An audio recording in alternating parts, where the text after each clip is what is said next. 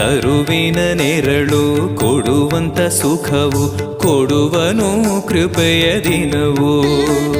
ಸ್ಥಿರ ಇರುವ ಮನ ಎನಗಿರಲಿ ಶರಣಾಗತಿ ಎಂದು ಬರಲಿ.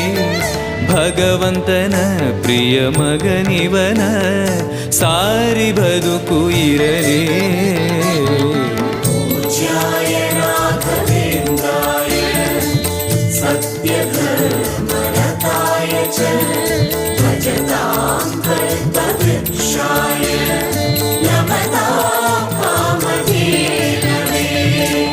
ಆಲಯವೆಂದರೆ ಮಂತ್ರಾಲಯವೇ ಬೇರೆ ನಾ ಅರಿಯಲಾರೆ.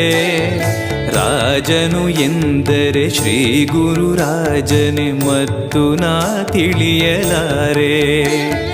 ಆಲಯವೆಂದರೆ